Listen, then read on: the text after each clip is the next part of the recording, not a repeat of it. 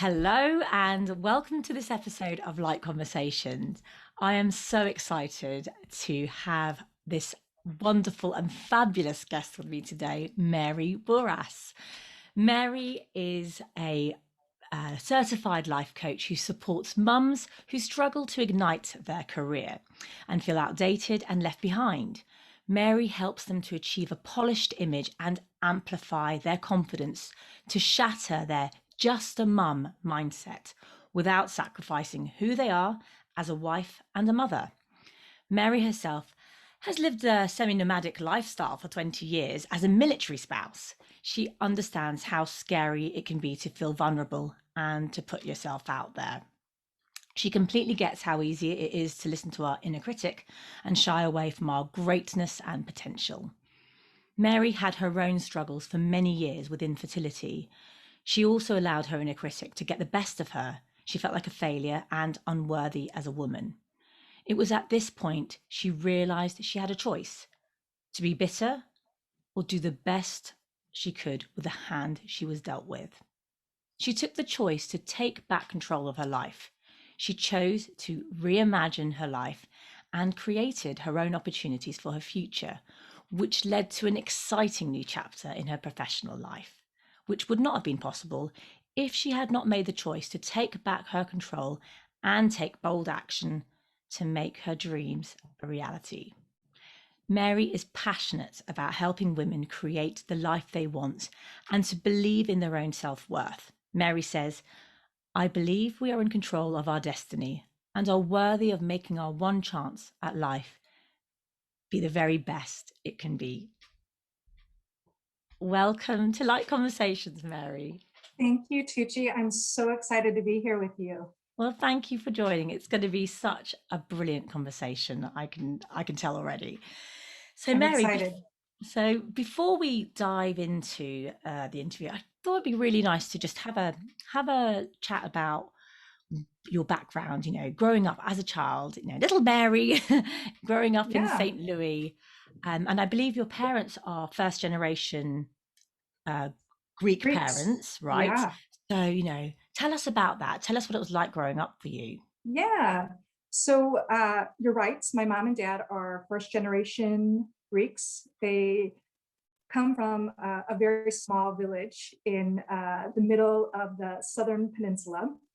And, my mom was 16 actually when she left Greece. Oh, And my wow. grandfather had to fudge her birth certificate to make it be that she was 18 so she could leave. And she boarded a ship, not knowing English, not knowing French, she was going to Canada. And yeah, she So she knew was no on one. her own. She was on her own. There Oh, was at the time, there was a program, a domestic program where they would take young girls yeah. and they would go to a different country. Australia had this program, Canada had this program. And so my mom went there and she spent 2 weeks on a ship going to Halifax, where she finally got there. And the next day, she was on display, and she basically called it like a cattle call, where these they were wealthier Jewish women who were looking for domestics and nannies, and they would come and basically size you up and just look you up and down to see Gosh. who they wanted. And so, luckily, my mother got a very, very kind and good family, and she worked there for years. And my grandfather, her father, was back in the village and had arranged her marriage to my father. Wow. So, yes. Uh, so they had an arranged marriage. And so my father then, a couple of years later, came to Canada as well. He was 24 at the time. And they got married. And they, typical immigrants where they're trying to better their lives and they're working hard and doing whatever possible. Mm. They eventually had a farm with my dad's brothers. And then the one brother came to St. Louis and brought my dad. I wasn't little Mary yet. I Yeah. was not even a thought in their brain. Wow. And My father like learned, he was a chef and he Mm. was a great cook. When I was around, we had our own little cafeteria restaurants. Oh, wow. And my dad learned to be a cook by being a dishwasher at restaurants and just watching the chef. So it's just Mm. fascinating, how they're how hard they worked and Mm. how, leaving, I can't imagine leaving Greece and your family at 16 and Yeah. getting on a ship and knowing no one. So Absolutely. Wow, that gives me yeah, absolutely tingles all over. Just imagine, coming over to somewhere completely new on a ship, not speaking the language, and then having to experience what she experienced by, being, probably not understanding what's going on around her either, thinking, yeah, what's going on? exactly. Yeah, Um, but I love that, and I think you mentioned about your father having, being a chef, and I can imagine there was amazing food, Greek yeah. food at the dinner So all wonderful. the time. Yeah. So you grew up eating gorgeous food, Yes. um, and the values that came with that as well, with coming to a new country and having to start a life completely afresh. What kind of values did you find that you were instilled with from that young age? Yeah, absolutely. So definitely the hard work. Uh, Mm. they were very dedicated to their family and to making a better life for all of us.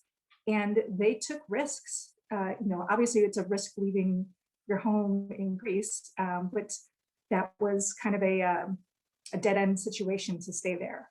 And, then my father was learning to cook by watching the dishwasher, like I said. They Mm. eventually went into business with my uncle, and then eventually they broke off and opened their own restaurants. But what a scary thing, here's all your money that you're putting down opening this restaurant that you don't know if it's going to succeed or not. And Mm. I just love their dedication to their family and their ability to be okay with taking that risk. Yes. Taking risks, which we will talk about later, I'm Yeah, sure, because you and I have both had that experience of taking a risk, putting stuff into money into something. Will this work? Setting up our own businesses. absolutely. But I love that you've got this already, little Mary, even before you're even thought or born. This kind of entrepreneurial ship is coming through, isn't it, in your So it's DNA? funny that you say that, Tucci. Yeah. Growing up, I never wanted to be an entrepreneur because I saw how much work went into it. And you would come home from work and your brain wouldn't just shut off like a normal 9 to 5 job. You were constantly thinking about your business and how to make it better, or if you had those days where your revenue intake wasn't as great. So I never had the desire to be my own entrepreneur. Interesting. That's so interesting. That Right. I'll unpick that a bit later. Yeah. I totally resonate with you. You know me. My parents are Turkish, and well, I'm Turkish, and they came from Turkey a lot older. My parents moved when after studying in Turkey, but it's that whole thing around moving, settling, being settled in a country. Your whole life, and then moving elsewhere and taking that risk and settling somewhere totally unknown, such a different culture, such different Yes. cultures, right? So Absolutely. a lot that we learn from. I want to ask you about how confident you were as a child. I think in the work that you do now, obviously there's a lot. You help women with confidence. How was this for you when you were growing up? Sure. Um, so I would say that I was a fairly confident girl. I was pretty determined and resilient and strong-willed. Uh, I got good grades. I was good at sports, so things came naturally. I did have, I was overweight, but that didn't seem to really like phase me. Um, which I can't tell you why, but I've always had this outgoing personality. Mm. Um, but as a little person, I never wanted to leave home in the sense of sleepovers or sleepaway camps or anything like that. And even Mm. for uni, I didn't go away. I stayed in St. Louis and went to a university there. So it's really kind of funny to see how outgoing I was in certain aspects, then in certain other ones, I just wanted to be near my mom and my dad and uh, Mm. my siblings. Mm. So you weren't thinking at that time that you would, your parents had to uprooted and left, or that wasn't something that you were going, yeah, I'm going to go and do that. Never. No, no, no. But quite the opposite. Yeah. Yeah, so I guess, if we fast forward a few years and you're, this fresh-faced, confident Mary, you're quite, it sounds quite extrovert in some ways, Mhm. yet you wanted to be near home, you stayed at uni near home. Um, did you imagine how life would be unfolding? And I'm guessing being a military wife and leading this nomadic lifestyle wasn't part of the plan. Never, never on the radar. Mm, So when I entered uni, I had the intentions to become a lawyer, mm, and I was in a like an advanced pre-law kind of program. And I remember that this one particular professor, who was one of the deans at the law school, critiqued my writing and critiqued it in such a fashion that that was it. It turned me off, and I quit the idea of going to become a lawyer. And at the time, I was upset. I was upset with myself for allowing myself to quit and give up so easily. But looking back, it was a complete blessing, and that was not the career choice for me. um, my first uh, job out of college that wasn't for my family, I landed this amazing job as a travel director. And it was basically, I was a glorified gopher for someone who won a trip. It was like an incentive trip that they won through their job. mm. And I would go on these trips with you to make sure that everything from your transportation to your dining to your hotel was just in place. Wow. And I was traveling all over the world, in a 5-star fashion at the age of 21. And it was Wow. wonderful. And I loved the traveling. Um, but midway through, I met this Greek boy, not the Greek boy you're thinking of. Oh.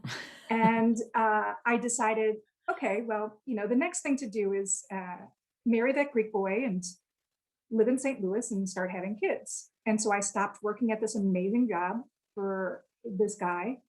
And, a few years later decided he's not the one. He didn't bring out the best in me. And I really diminished during that time, if Mm. that makes sense, Yes. and Oh, wasn't yeah. really the same confident, outgoing Mary. So it's, Wow. but I thought that excuse me, what was next. And So that's interesting that you recognize that. That's great that you recognize that you were being, yeah, when your light is diminished, it's almost, some people do that to us, don't they? That our lights don't shine as bright. And, that yeah, can't happen. We have to be right, shining our light all absolutely. the time. And that's brilliant that you noticed that so, well, early on, before, I guess, getting married. Yeah, yeah, exactly, exactly. So, being in St. Louis at the time, I started. That's how I got into event planning, Hmm. and I started working for a wonderful, wonderful family in St. Louis who had owned a catering company. It had been in their family for years, and I just grew, created creatively and as a manager, and it was just a second family. And Amazing. it was during that time that I met the Greek boy that you know. And on our third date, he told me, so I'm joining the Navy. And I would have already joined, but I broke my ankle right before the physical exam, and I'll be joining this summer. And I remember going home thinking, oh, he's not going to join the Navy. He's going to fall in love with me. He's going to move back to St. Louis, and we're going to live happily ever after. So part of that happened. So that's what. So he was from St. Louis as well, Pete. We know. He, Yeah, sorry. yeah, and Tugce, what a story that is too. Yeah. So I told you that my family went to Canada first, Hmm. and that my dad's brother came to St. Louis first and brought my dad over.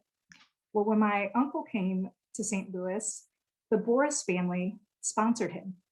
And his first job was for Peter's grandfather. They had a mop factory for over Oh, 100 years.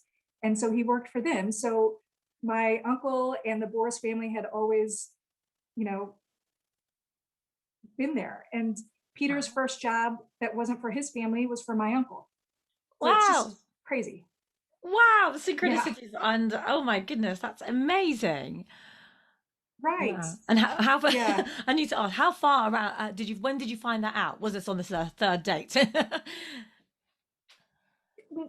So no, fairly, I think that first night that I met him, we had a conversation, and it really, Tucci, it really was love at first sight. And I know that that sounds hokey, uh, but it was for both of us. And we had this brilliant conversation.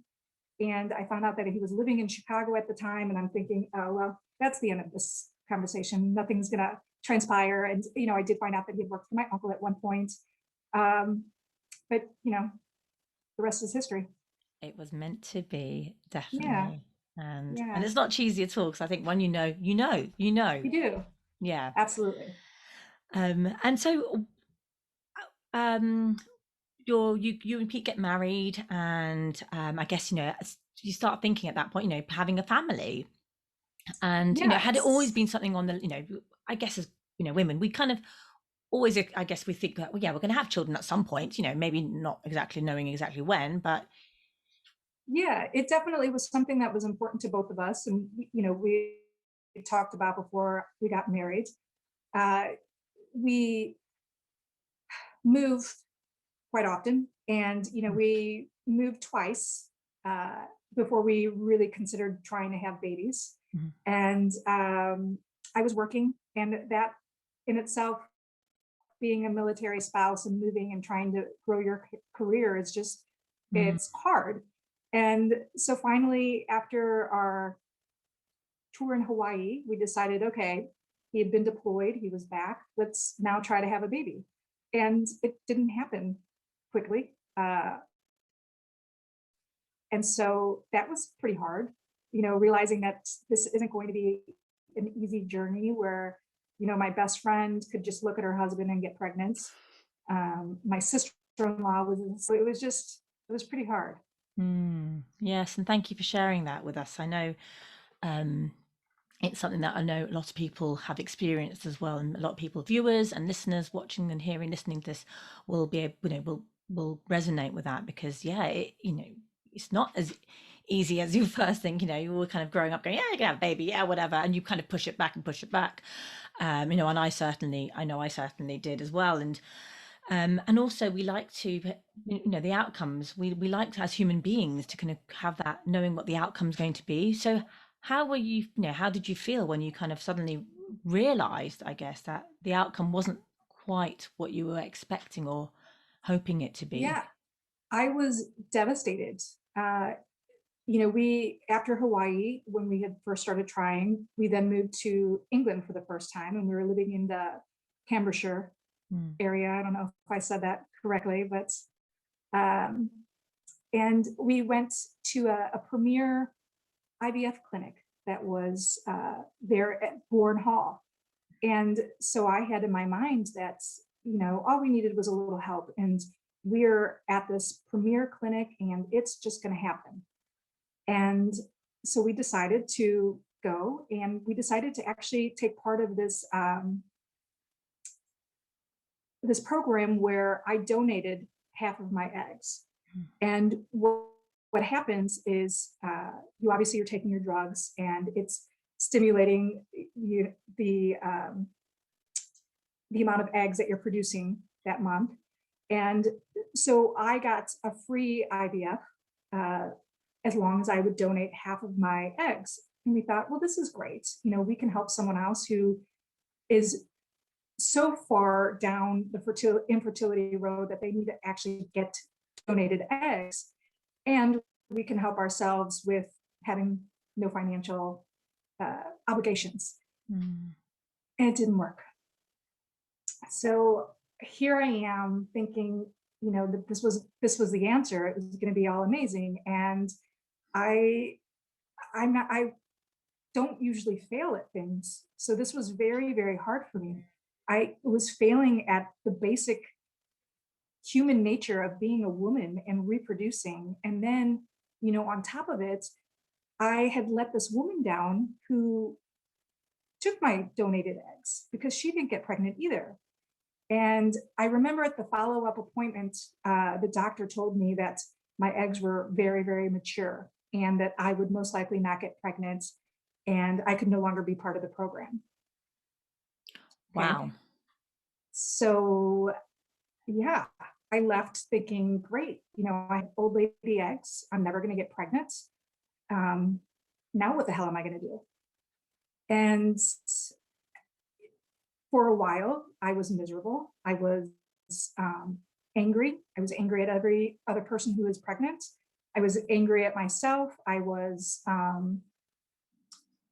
jealous, lots of emotions that came through. And then, one day I just decided, okay, if this isn't going to happen, then enough is enough. And let's look back at your career and get back into that. Because you put it on hold thinking, well, the kids are going to eventually happen. And it was that point that I was talking to Pete, and he suggested, well, why don't you look at protocol? And protocol is kind of the event planning etiquette part of the military.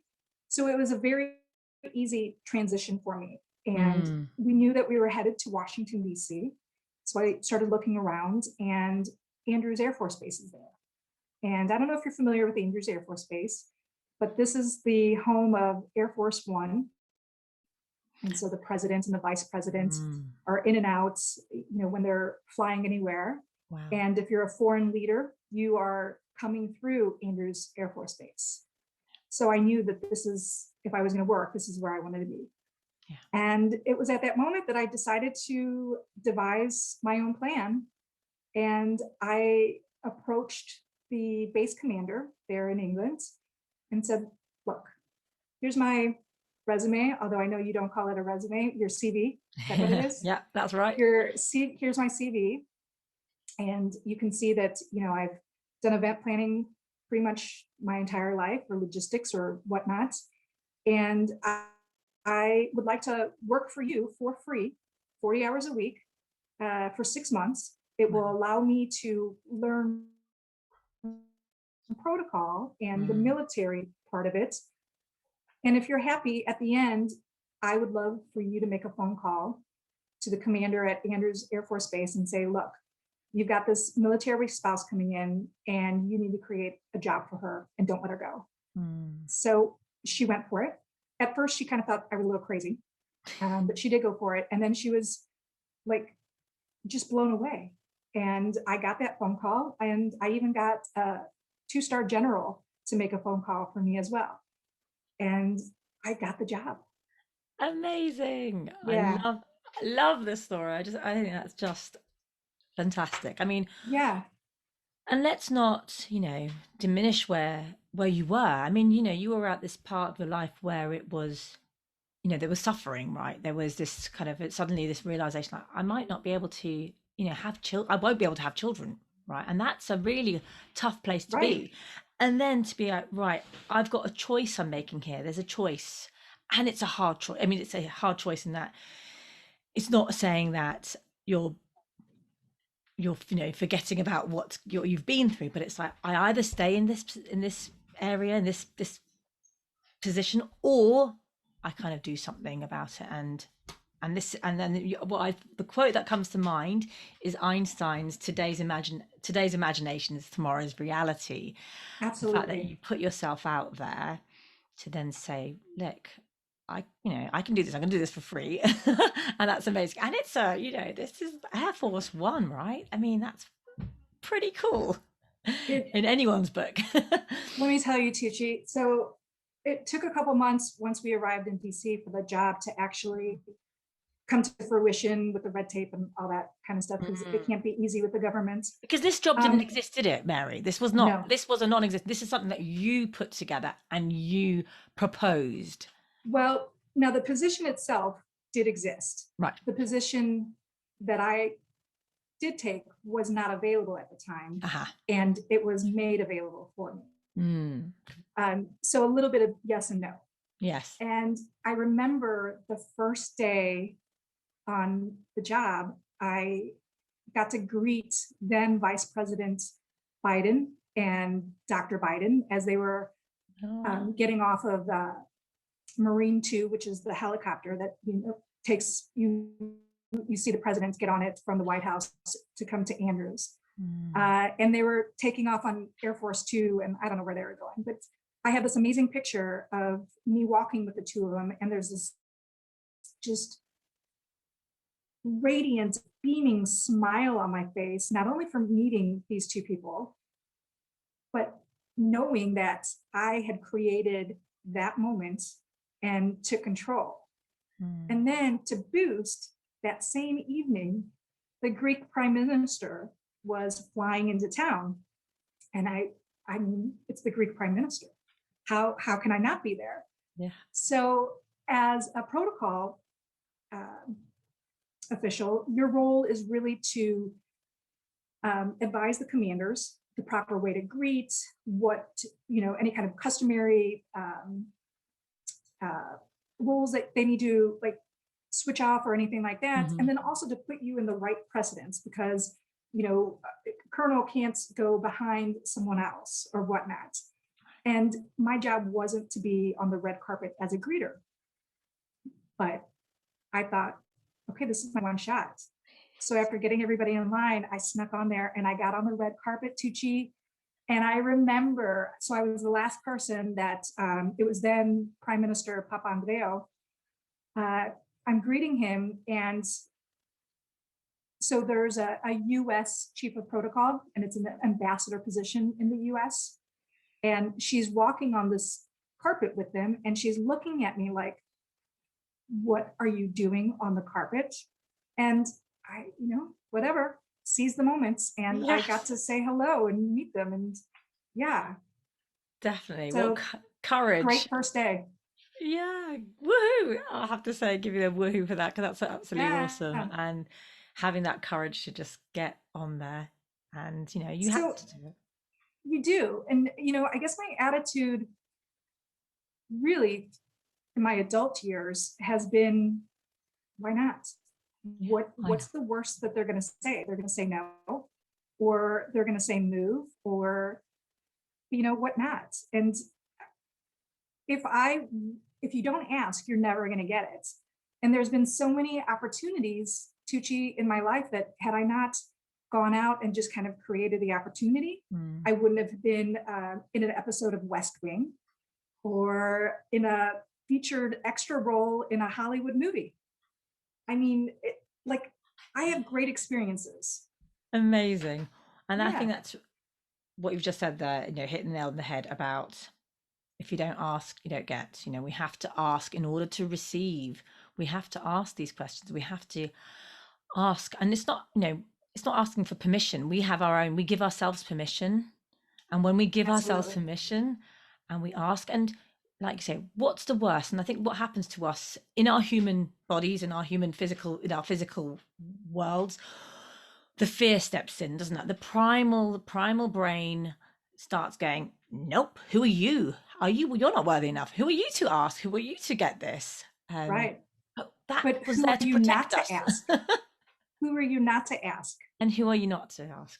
Yeah. Exactly. But fear is so easily can hold you back from doing anything. And, it's not like I haven't had those moments where fear has kept me from doing things, but life is too short to not make absolutely every opportunity that is presented to you, or that you could make your own opportunity, to take it and to just seize and, go. Yeah. And I think, that going back to that fear, it's okay to feel it, isn't it? It's okay to and acknowledge it and accept it, and be like, okay, thank you. Thanks for trying to protect me, right? Yes. Thank you. You're doing your job, because you're part of my limbic brain, which is old. And in the old days, we might have been rejected from our groups. And rejection would mean death, potentially. So right. you know, in our modern day world, we don't have those challenges. So, but yeah, it's like take that opportunity. And I like that when you said, you know, you create those opportunities and, you know, go for it, you know, with gusto. Yeah, absolutely. Tell us about the opportunity or how you created this opportunity to be in an episode of The West Wing and a Hollywood extra Yeah, in a yeah. film. So this was very early on in our marriage. It was actually our first place. We were in Washington, D.C., and our neighbor was in public relations for the Navy. And he called Pete and said, hey, West Wing just called and they need extras to come up to Annapolis for a funeral scene that they're filming. Do you want to come? You just need to be in your uniform. And Pete's like, yeah, okay, I'll go. I like that show. And I was like, well, do they need wives? Because wives usually go to funerals. And our friend was like, well, I don't know, just come dressed and, you know, if it works out, it works out. Okay. So we get there and I'm tugging at the other wife when they tell our husbands to go up to the chapel to get ready. I was like, let's just walk with them. You know, we'll be at the back of the group and see what happens. And so she's nervous, like, oh my God, they're going to tell us to get out. Okay, so what?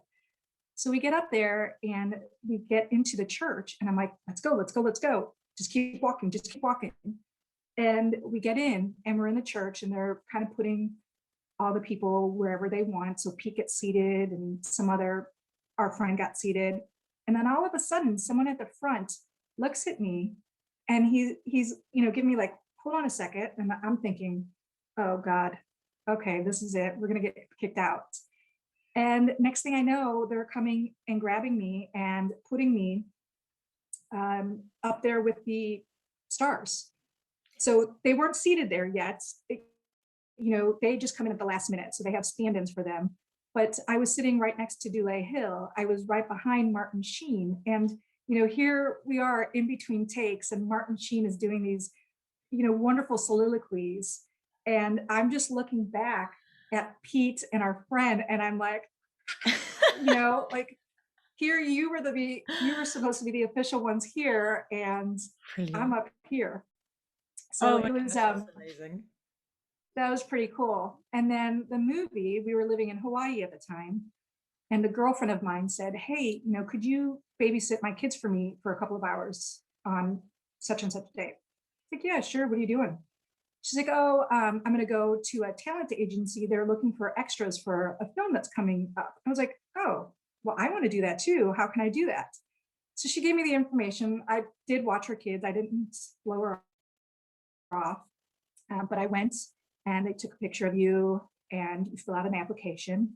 And next thing I know, I'm getting a phone call that not only have I been chosen to be an extra, but I've been chosen to be a featured extra, which at the time I'm like, I don't know what that means. And what that meant was that I was definitely going to be on camera. I was going to be next to the stars. I got my makeup done, my hair done, wardrobe.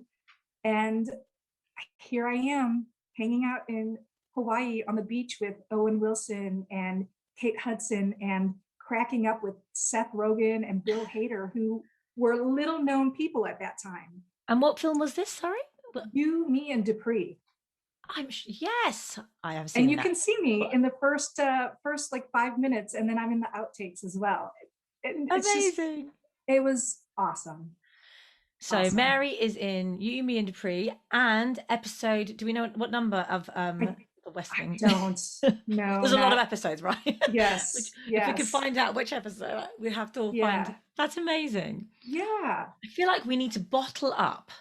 So Mary, you need to get a bottled up eau de Mary, essence of Mary, and everyone needs an essence of Mary to Thank you. carry around with them. Thank you. Whilst I think that's just Thanks. Yeah. that's I, amazing.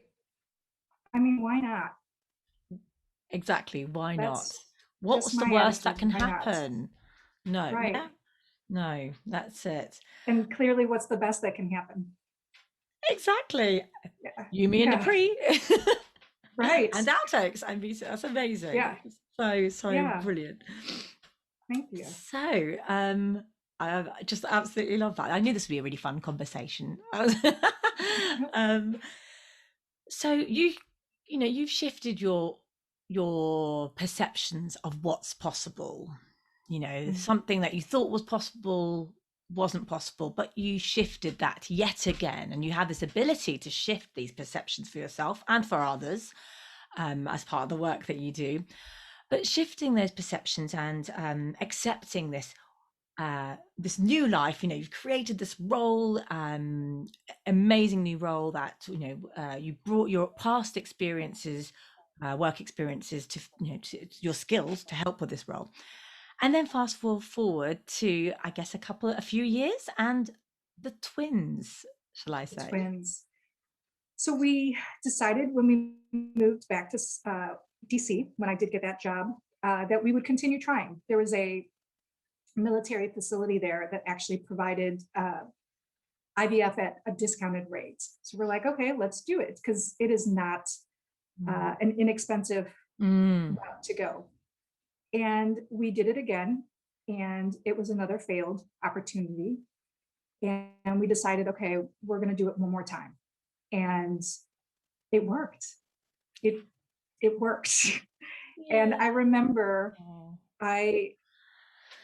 so we, there's lots of shots every day that I would give myself 4 times a day in my belly. And then when it got to a certain point, Pete had to give me a shot because I couldn't reach where that needed to go. And that's, a humbling moment. But I remember it was 2 weeks later, I went in for my blood test in the morning, and then I went to work. We were having this huge ceremony. A general was retiring, and I missed a phone call because I'm in this a hangar, like for airplanes. Yep. And I see that it was a clinic.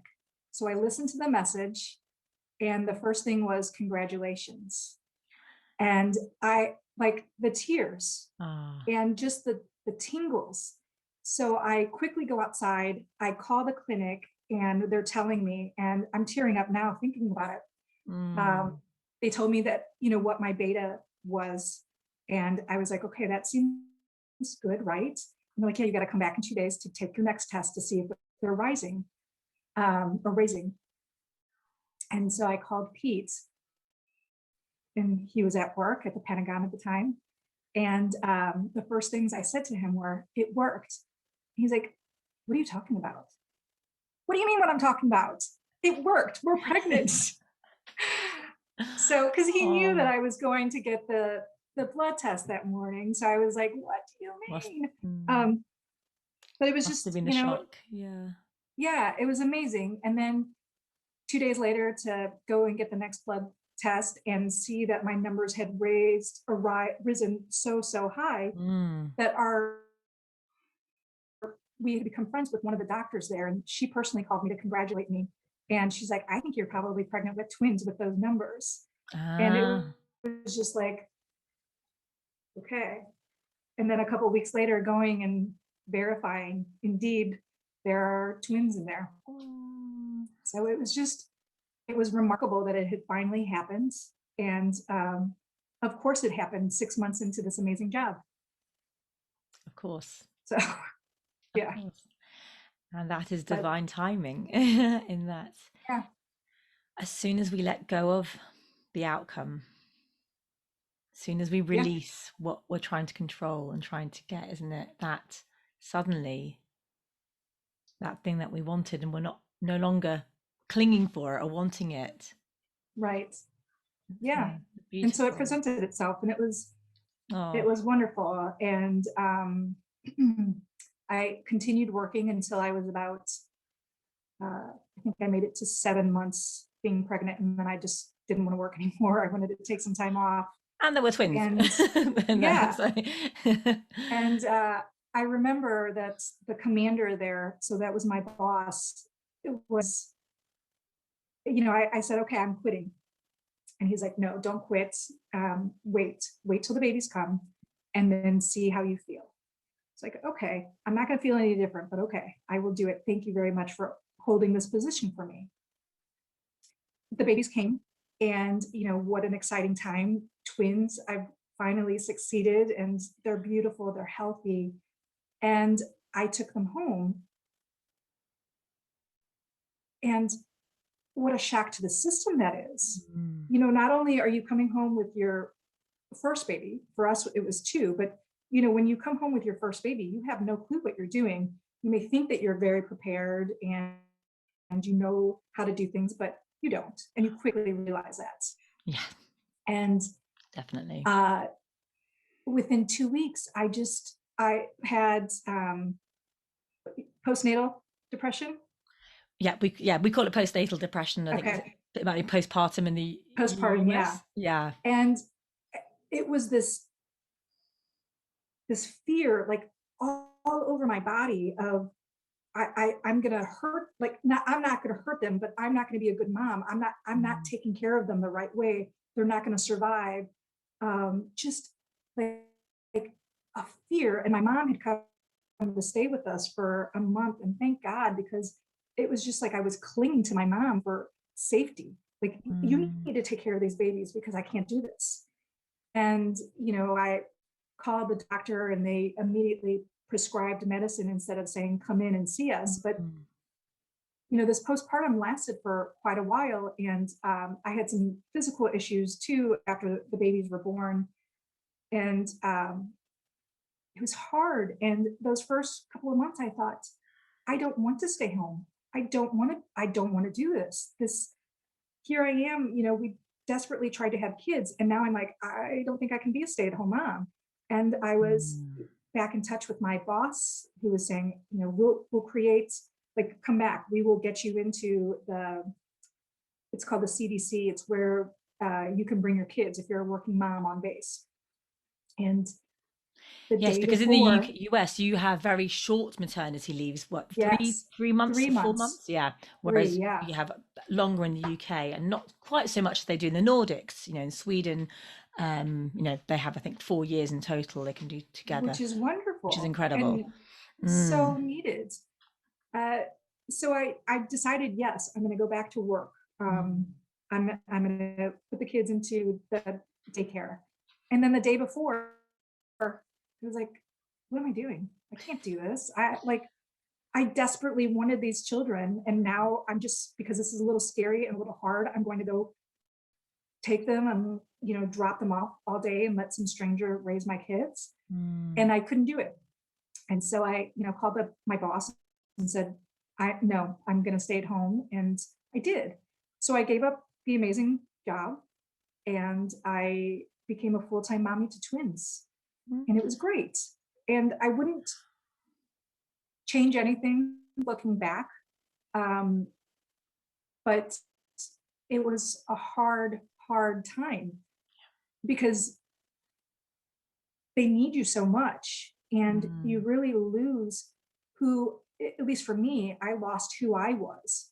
I lost that Mary, that outgoing, energetic um, Mary. And Yeah. I was tired, and I was So tired. going through the Yeah. motions just to get through. And it's almost like I felt like I couldn't even have a conversation with an adult anymore because I couldn't bring anything to the table. I was just, mommy mush. And that was very Yeah. hard. It plays on so Um, many parts of our brain because the lack of sleep, it has so many effects on us mentally. We have that brain fog. There's no clarity. I remember once putting my phone into the freezer. Things. We do crazy things when we're yeah. in. And I'm so glad you shared your postpartum, your postnatal depression story with us because I suffered from postnatal depression. At the time, I had no idea what it was. I didn't know I was suffering from postnatal because apart from hearing the extreme episodes that the NCT groups, the groups that we go into before we have babies, that Mhm. they would share these extreme stories, but then I think that the other stories weren't really shared. So it was only until Right. years later I'm talking to these other mums and like, yeah, I had this too. And it's like, oh my goodness, so many of us do suffer from it. And Yeah. And was that with your first? that was with my first, yes, my daughter. Yeah. And like you said, I'd gone from, full-time job, full-time working, working in the digital media planning industry and Mhm. being, successful at what I did, and suddenly going from doing that to just, well, not just, but looking after another human being, which is terrifying. It's like It you is. suddenly go, who am I? Why am I qualified for this? Haven't read a manual here. I haven't read how to do this. And you are second guessed. You're trying to, you're everything for that. You're the lifeline for that baby, right? To all those babies. Right. And And you suddenly were your just life is no about to longer your say own. Mm. it, exactly. And it seemed like you were about to say you're just a mom. And as the kids were growing and they Mm. the needs were changing and it wasn't, as hands-on as those first couple of years are, I really struggled with I'm just a mom. Like I don't have anything else. I don't have a career. I'm just their mom. And not that that's minimal by any means. Like Mm.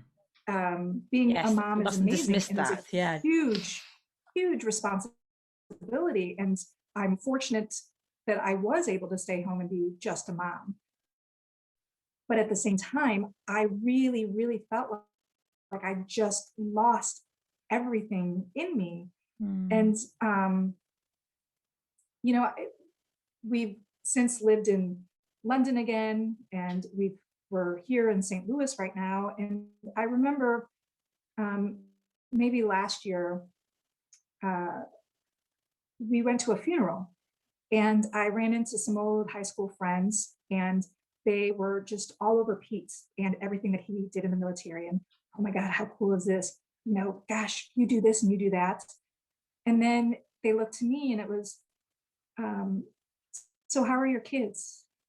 What's going on with your kids or whatever? And it was just kind of like there's more to me than just being a mom. And Mm. why, just because I am the mom, are the questions. And don't get me wrong, I love my kids. I'm so proud of them. Of course, I want to talk to them. But why is it that that's just the question? Mm. I don't know. It rubbed Yeah. me kind of the wrong way. And I just, there's so much to us that we give up during those years of being a mom. And uh, we put it upon ourselves to really put everybody else's needs, whether it's your husband or your kids or whatnot, before your own. And it's like a societal norm to do that. And that's wonderful that we do that. But self-love and self-care is also really, really important for women. Yeah. And it's okay to want that and to do it. So yeah. Yeah, that really brings up boundaries for me. That when what you just said, boundaries are so important. Like exactly what you just said, we are, particularly, I think, for women growing up, there's um, a piece around people pleasing. We are Absolutely. so, girls and boys, especially maybe our generation, maybe not so much a generation now, it's becoming less, but there's still definitely a divide in how we treat boys versus girls. You only have to walk Mm-hmm. down the clothes aisles in the shops to see the differences, right? But on the subtle Right. level of, we expect more. We expect so much from our children, and we grow up seeing that from our parents, right? Always looking out for other people, always trying to put everyone else first before our own needs. And that boundary thing is so Right. important. And I didn't have that because I went back to work after my first child, and I went back to work Mm-hmm. 4 days a week, but I was doing 6 days within 4 days. It was all about everyone else. I was always having to overachieve. I mean, again, another female trait, right? Right. Overachieving. Absolutely. And I remember one of my bosses. So what you said about Pete's cousins, were they, when they said, how are the girls, without asking you how you are? I was writing a bio for a new pitch, a client, and he said, don't write that you have children. And I kind of went, what, why would I not say I'm a mother? Why? And I just went thinking, no, no, no, you don't need to write about your children. And I remember thinking it was a really weird ambience going back. There would be people you just, they didn't talk about their children, but I'm a mother. I'm also a mother. I work and Right, I'm working and I'm enjoying, but I'm also, I want to embrace my role as mother. And I thought that's why I right, had an opposite thing was like, do I hide this now? It's the right, bizarrest right. And thing. I mean, why can't you have it all as a woman? Why Mm. can't you be proud and be a loving mother, as well as being Yeah. that confident career woman? Yeah. And I just get so passionate about this because it, I feel like women and mothers, we put so many limitations upon ourselves and we miss out on so many things. And by no means am I saying be selfish and don't look after your family, but at the same time, your dreams and your aspirations are just as important as your husband's career or your children's football schedule or whatnot. But yeah, Totally. And I would go as far as saying be a bit selfish, selfish in a positive sense, right? yes, Be selfish in a positive sense. We're not saying go and be a bleep or a or a right, narcissist here. It's not about that. It's right, about putting your own needs first. There's a whole point that the reason why we have that video, right? In the in-flight video, put the oxygen mask on yourself because if we don't look after our own needs first, how are we going to meet everyone else's needs? absolutely. And So, for me, mm, I know some of my friends laugh at this, but I take at least 2 to 3 times a year a solo weekend to Chi where I just love check it. into a hotel, like a local hotel.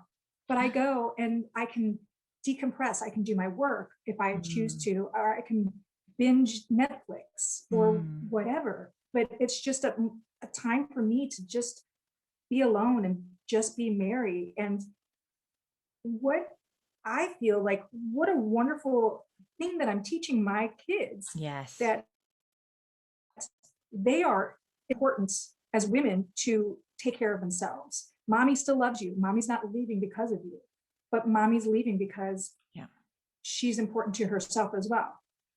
exactly. So And that's I think so it's important. important to do that.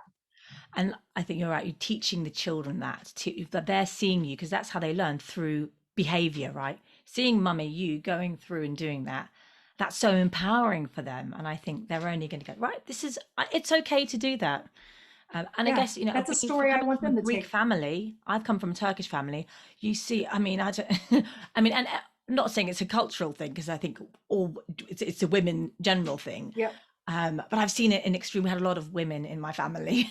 My great grandma had like three sisters or four sisters, and just seeing it all, it's like, come on, do something for yourself. So I'm Right. glad you Exactly. mentioned that. Yeah. And so and now the girls are almost 10. 10 10. this coming That's week. crazy. Yes. Yeah. And you recently, well, in the last year, you decided to reinvent and reimagine yourself as Yes. a Another life pivot. coach, a transformational Yes. life coach, right? So tell us, yeah, what made you want to well, sorry, reimagine yourself again? Yeah. So we're to the point now, the girls are in school full time. And of course, we have the schedules in the evenings of football practice or, whatever sport they're in. But during the day, what am I kind of felt like I was twiddling my thumbs, just really not doing anything. And I was having a conversation with another mom from the school, and she had just finished this program of health and life coaching and was telling me all about it. And it like completely just piqued my interest. I love the idea of being able to help people. And it's, I think, something that it comes very natural and easy to me. My college major or university major was psychology. And so it's just something that's always in there. And I looked into the program, and 2 weeks later, I had paid and I was starting on this new adventure. And it's an adventure that I can now take with me wherever we are. And Yes. it's mine, it's my business. And it doesn't matter where or what Pete is doing next, because this can come with me. And it's so exciting. So, so very exciting. Congratulations. Yes, Thank it's so you. exciting. And like you say, you can take it anywhere with you. And going back to the beginning of our conversation, the entrepreneurial ship from your father Yeah. and seeing that, it's interesting how actually you've probably learnt a lot of stuff and stuff that you will do and won't do because like you Yeah. said at the beginning, it's like though it can, as we know, when we're working alone or solopreneurs, when we're running our own business, it can obviously seep into the times that we shouldn't be working. Right. Right. Uh, the girls are definitely having those moments of, Mommy, you're always on the computer. Why aren't you talking to us? Or why aren't you doing this? And, it's like, well, I'm sitting right next to you watching a movie, and, you see mommy. Mommy has a job just like dad, but you don't see daddy at work. He's just here, but this is where mommy's work is. So Yeah. it's been a little bit of an adjustment, but I think that's good for the girls too, to see that mommy is more than just a mommy, and that I can have a career, and that I can start my own career, and the dedication and the hard work that's involved in it. Um, and they're cute. They want to know all about my clients, and I'm like, you can't know about my clients, but they're Oh, sweet. that's great. Yeah, and like you said, it's so great that they can see that. Yeah, They see you doing it and doing something for yourself as well that you are very passionate about. And that passion really shines through that your light really lights up, you light up when thank you're you. talking about the work you do. And I think it's so important for for the girls and the younger generations to see our parents, their mothers having these experiences. Yeah. Well, we all have these stories from our childhood that we Mm, carry into the future. And I want these stories to be positive for them that they're carrying. I'm sure they're going to have some negative story that will come from mom and dad, but the women that I'm working with right now have a lot of those stories that they're breaking mm, free from, and overcoming those limiting beliefs that they've just, it's years and years of the neural pathway going that way, and mm. just reinventing new stories for them that serve serve them now. And I just find it fascinating and so wonderful when you see these women, you know having their breakthrough moments, and then seizing the day and having this confidence to go do what it is that they wanted to do, and it's just fantastic. Yes, absolutely. And what advice would you give to any mum who was watching this or listening to this and who thinks they are just a mum? What would you say to them right now? You are so much more than just a mom. And yes, you are a mom. You be proud. You're amazing.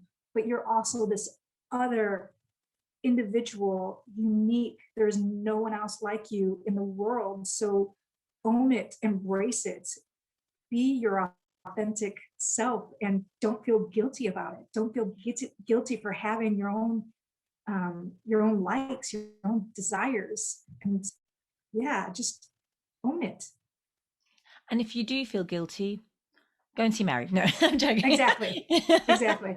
Come talk to Mary. She'll set you straight. So I was going to say, and if we do feel, because we do feel guilty about so many things, that's another part of our, part of being who we are, right? Our Mhm. DNA. It's part of our. I mean, I relate a lot of the work I do back to energetic work, so our chakra system, and it's part of our. That is part of our sacral chakra, and we feel like that guilt. We feel it, and it's that part of not belonging. But I always say it's a good sign to feel that. It's guilt Yeah. is actually a sign that you're doing something for yourself probably. And we play these roles in life. We're playing our mother role, our daughter role, parent role, or our work role. Um, and how do you help? So when women, I guess, when women go back into the, well, have had their babies and they haven't gone back to work potentially, and they begin to, feel like they are just a mum. Um, How do you help them to kind of regain their confidence and to help them reinvent themselves? Because I think this reinvention and reimagining yourself, your piece, is so important um, Yeah. to us. So, you know, Tucci, you know this, we all come from our childhood with these stories of how we grew up and what the role of a wife should be, or a mother, or whatnot. And really, it's what I like to work with my clients is just reimagining those stories, and rewriting those stories that are going to serve them now. So if you have this limiting belief of I can't be a good mom and go back to work, well, why can't you?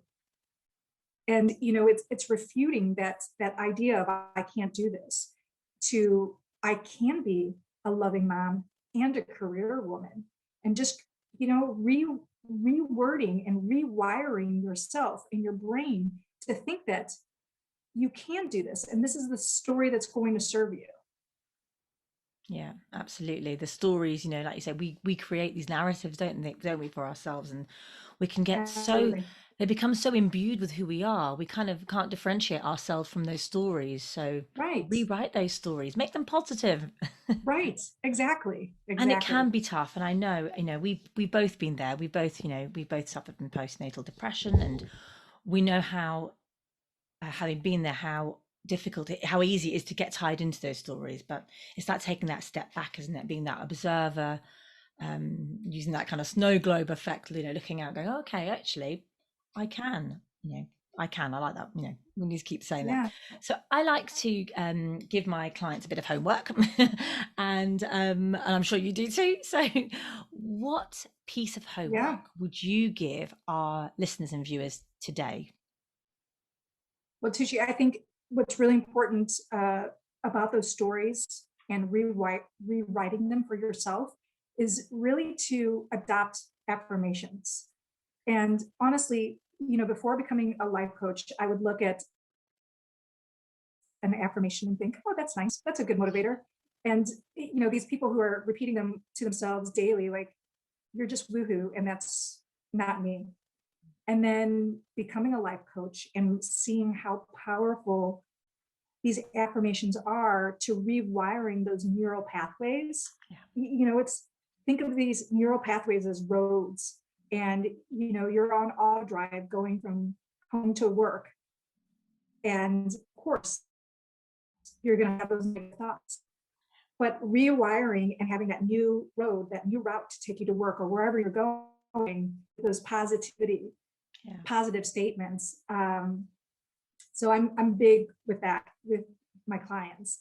So today I would say write your own affirmations and post them. Put them in your bathroom on the mirror. Put some in your car. Put them at work, wherever you see. Put a reminder on your phone to say your affirmations. But start your affirmation with I am, and be positive. Have an action verb, and I am confident. I am strong. I am a loving mom and a fabulous coach. Love it. I love it. I totally agree with you on that. I used to think the same before going into, coaching. That affirmation was like, yeah, that's lovely, but not for me. Yeah. Before It, understanding, this whole thing about neuroplasticity and creating new motorways in the brain. yeah. And why wouldn't we do it? And it's so Right. easy.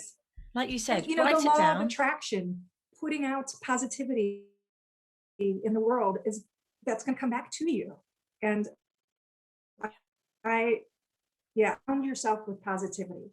The more Absolutely. positive people, positive experiences, positive language that you're speaking to yourself in is just going to open you up to so many opportunities. And raise your vibration. That's what it's. Absolutely. Let's raise our Yes, vibration of ourselves, of each other, and of our planet. absolutely. So I love that Yes. piece of homework. I've just made me think. Actually, I have a on my phone. I've got this little phrase. I can't actually see. It's annoying. I've got parent mails now on my phone, so I can't actually see what my.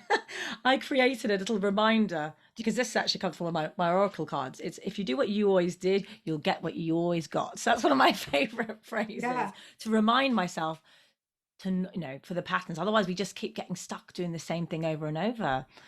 And if we don't Yeah. change it, you know. So I've downloaded an app that's called I Am. And Mm. it sends me affirmations throughout the day, and you can set it for however many you want. And while we've been talking, the one that just came is, I can make changes in my lifestyle if they would have a positive influence on my body. Yes, So yeah. I love affirmations. Yeah. Me too. It's so funny how we convert, isn't it? And how we Yeah, change and how we evolve. Our journey on life is an evolution. We are here constantly transforming. And I kind of feel like as I've grown in this lifetime, I have, without sounding morbid, I have died many times. I've gone through so many different personas almost, like mini yeah, deaths, and life can be hmm, about mini deaths.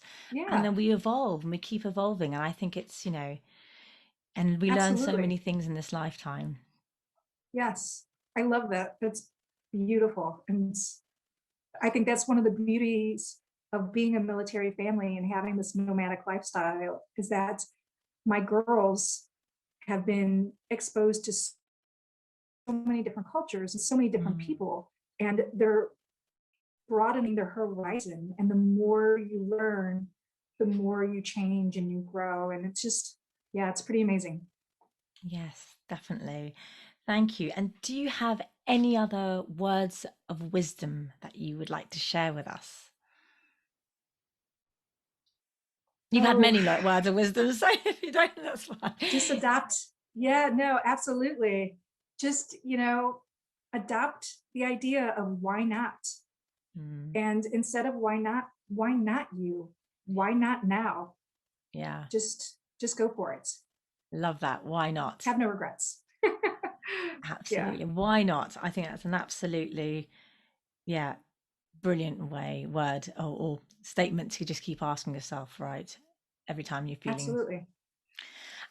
And where can people find you, Mary? Me on Facebook, Instagram. I'm on LinkedIn. I do have a YouTube channel that I need to baby a little bit more, but it's out there. Yeah. Brilliant. So I'll put all your links down in the post as well. So everyone's got your links where to find you on social Thank you. media. And yeah, and hope you watch Thank this you. recording. We'll watch this recording of us. And if anyone's got any questions, pop them in the comments. We'd love to hear from you. And I know Mary would love to hear from you too. So thank you so much. And Absolutely. it's been Thank such you. a pleasure, Mary. It's been such a fun conversation. I knew it would Me be. too. Thank you very much for having me. Oh, thank you.